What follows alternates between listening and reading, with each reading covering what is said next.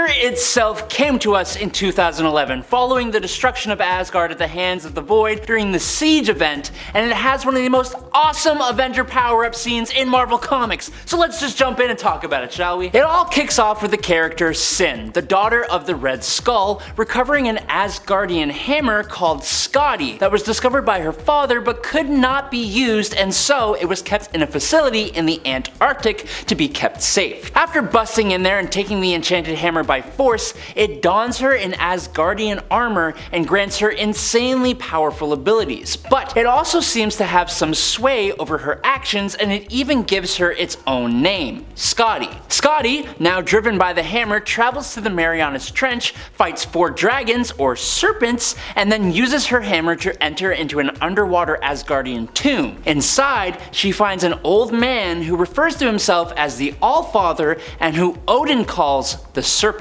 Meanwhile, a project to rebuild Asgard in Broxton, Oklahoma, with the help of Iron Man and the Avengers, is put underway. Now, Odin ain't really a fan, and he is visited by the Watcher, which used to actually mean something absolutely bonkers and massive was about to take place, and it definitely was. Odin, sensing the release of the Serpent, comes to his people acting irrational and fearful, and he tells the Asgardians on Earth to head to the World Tree so they can flee back to where Asgard should be in space, but not before he humiliates and beats the snot out of Thor for speaking up against him. Now meanwhile, Scotty and the Serpent, who seems to refer to himself as the rightful ruler of Asgard over Odin, who he calls the Usurper, gets to start with their plan of spreading fear and chaos around the globe. To that end, the Serpent summons the Worthy. All of a sudden, 7 celestial objects moving at immense speed come hurtling towards the Earth from deep space. They come crash landing all over the globe. In the Pacific Ocean, Brazil, China, Manhattan, Broxton, South Africa, and Paris. Now back on Asgard, Odin vows to recreate Asgard where it should be, while allowing Earth to deal with the Serpent and whatever he has planned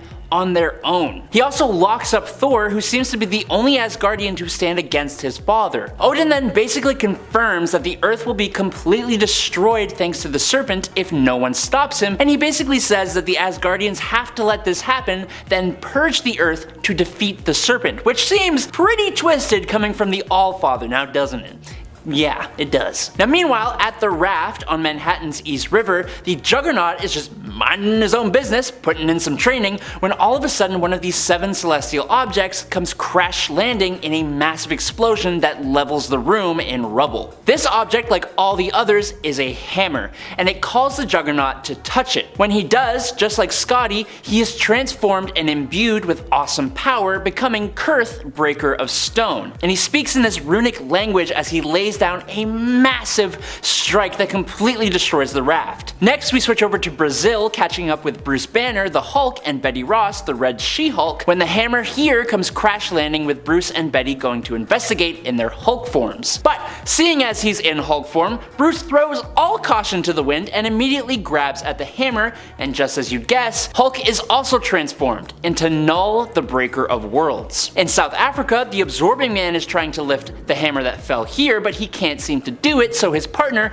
Titania, who seems to be hearing the hammer sing to her, tries and is transformed into Skirn, Breaker of Men. But instead of immediately attacking those around her like the other hammer wielders have done, she takes her man by the hand and they travel north to apparently claim Absorbing Man's own hammer, which turns him into Greethoth, the Breaker of Wills. In the Pacific Ocean, the Atlantean tank known as Atuma has been transformed into Nurkod, Breaker of Oceans, and in Paris, the Grey Gargoyle picked up the 6th hammer, becoming Mach, Breaker of Faith. Now while all that is happening, the Serpent speaks to his new followers, ordering them to spread chaos and terror, with Scotty, aka Sin, leading an army of her own followers on a blitz of the USA, all the while a huge green aura envelops the entire planet. As Captain America and the Avengers are trying to just deal with the threat on Earth, in Asgard space, the Asgardians are building massive war machines, all while Thor is being kept prisoner guarded by 2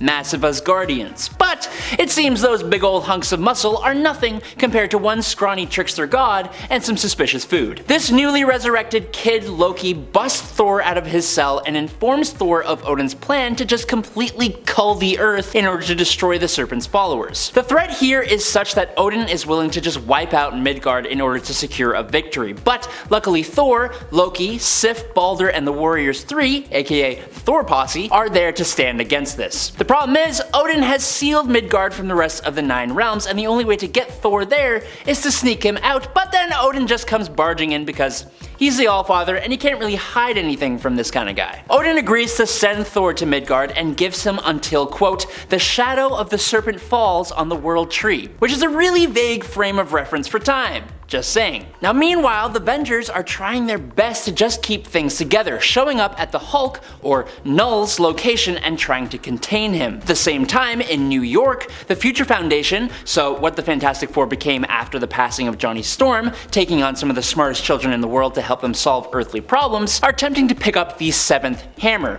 with Ben Grimm being the one to give it a shot. But Ben just goes gallivanting on in there, snatches that thing up, and is transformed into angrier Breaker of Souls. He looks awesome! He's even got these like little weird slug squid fishy things on his shoulders. That part is a bit more terrifying, but overall, pretty awesome. That is until he starts laying waste to the area. Meanwhile, in Washington, Bucky Barnes, who is the current Captain America right now, and the Avengers are facing off against Sin/Scotty, who ends up laying such an insane beatdown on Cap that he ends up with no arm and is completely decimated, killing the Avengers' will to fight. All across the globe, heroes are just trying to fight back against the worthy, these amped up, hammer-wielding, unwilling servants of the Serpent. Their attack on the Earth is causing chaos and madness, and it is all feeding into the Serpent's power, which he is building up until he is strong enough to bring the fight to Asgard and to Odin. With Bucky taken down and the world seemingly on the back foot, Thor arrives back on Earth and meets up with Nick Fury and the Avengers, or at least the Avengers who aren't currently fighting. Thor gives as much information about the Serpent as he can, which is stuff we already know thanks to Odin. Then we get this awesome moment where Steve Rogers takes back his Captain America mantle, and he,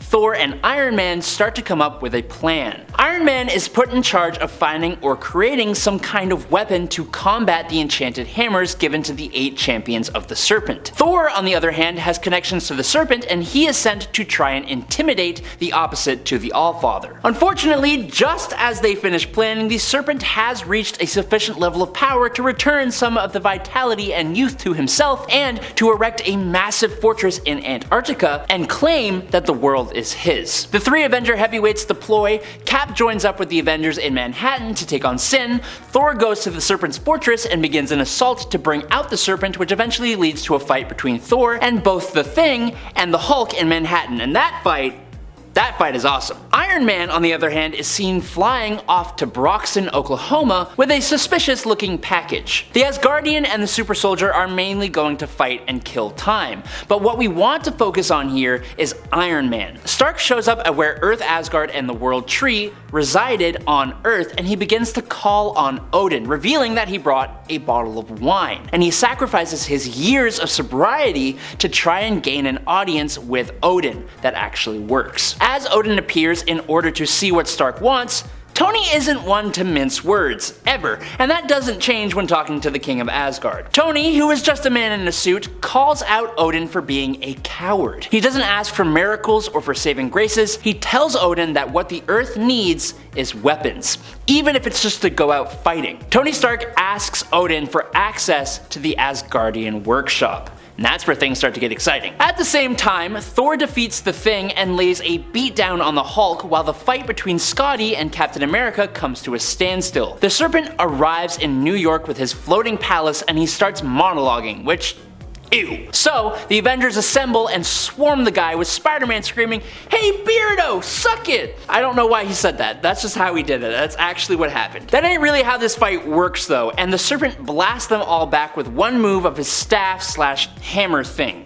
He destroys the shield of Captain America and then lets off a massive blast and escapes. Now in the aftermath, everyone is okay for the most part, if not busted up and feeling defeated. On the plus side, Ben Grimm gets healed and relieved of his hammer by Franklin Richards, and that fight with Thor and the Hulk ends with a huge lightning blast that sends Hulk into the stratosphere to be a problem for another day, while Thor walks away like a complete badass. Until he collapses from exhaustion. With the Avengers on the back leg, they split in half. A large majority stay in New York to evacuate, while a group including Captain America take Thor to Asgard to be healed. Now this is where Captain America gives Odin, the All-Father, a stern talking to with a big pointy America finger. Now this may be Captain America, sure, but Odin doesn't put up with being talked to like that from anyone, so he sends them away and tends to his son in an actually rather sweet moment that we don't always get to see between Odin and Thor. It's actually really cool. Now with Thor being prophesized as the only one who can defeat the serpent,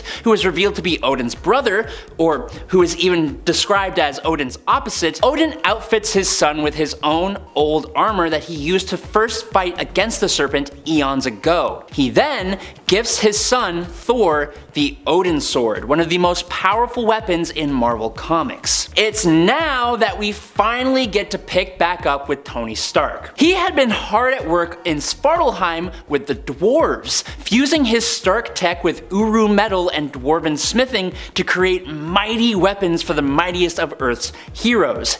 And when all is almost ready, his last move is to baptize his own Iron Man armor in the Asgardian Uru metal forges, and it's so cool. With the Avengers gathered in Broxton, this is where they plan to make their final stand against the Serpent and his worthy, minus Ben Grimm and the Hulk. This also happens to be when and where Iron Man, Thor, the dwarves, and all their newly made Odin-blessed Uru tools of war show up to turn the Avengers, including Wolverine, Spider-Man, Doctor Strange, Iron Fist, Red She-Hulk, Hawkeye, Black Widow, Miss Marvel, and of course Iron Man himself, into weapons of the gods of Asgard, and into more than a match for the Serpent's worthy. As the battle begins, Thor, wielding both Mjolnir and the Odin Sword and outfitted in his father's armor, does battle against the Serpent himself, who, what do you know, actually turns into a giant serpent. During their fight, Mjolnir slips away from Thor and comes crashing to the earth, where it's picked up by none other than Captain America in a comic book panel that I want printed on a t-shirt. It's beautiful. It's like, he's like, "Wah! Avengers assemble!" It's so cool. In the end, the heroes do come out on top, just as we'd expect. Unfortunately, as was prophesied, Thor loses his life after defeating the Serpent, but we all know that he does eventually come back, so it's not that big of a deal. And the Asgardians are all sent back to Earth, while Odin locks down himself and his defeated brother in Asgard. And I guess you're gonna have to read on into the Thor mythos to figure out what happens there. But that is the end of the video, guys. I'm Adam Andrews, this is Top 10 Nerd. I really hope you guys loved watching, and I'll catch you all on the flippy flop. Peace out, nerds! Blah!